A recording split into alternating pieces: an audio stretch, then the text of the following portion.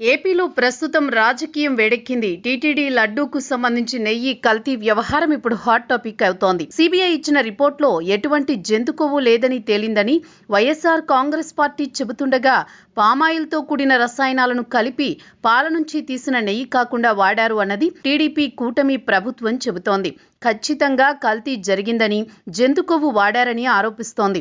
దీంతో అధికార విపక్షం మధ్య గట్టిగానే ఫైట్ నడుస్తోంది. ఇటువంటి సమయంలో వైసీపీ నుంచి సస్పెన్షన్ కు గురైన ఎమ్మెల్సీ దువ్వాడ శ్రీనివాస్ రంగంలోకి దిగారు. ఈ కల్తీ నెయ్యి వ్యవహారంపై స్పందించారు. సోషల్ మీడియాలో చాలా యాక్టివ్ గా ఉంటారు దువ్వాడ.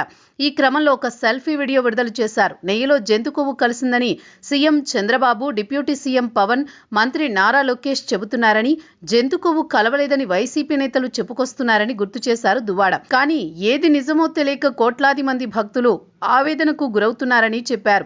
దీనిపై ఫుల్ క్లారిటీ రావాలని, అసలు వాస్తవాలేంటో చెప్పాలంటూ డిమాండ్ చేశారు. అయితే ఆయన మాటలు కూటమి ప్రభుత్వానికి వ్యతిరేకంగా వైసీపీకి అనుకూలంగా ఉన్నాయని కామెంట్స్ వినిపిస్తున్నాయి.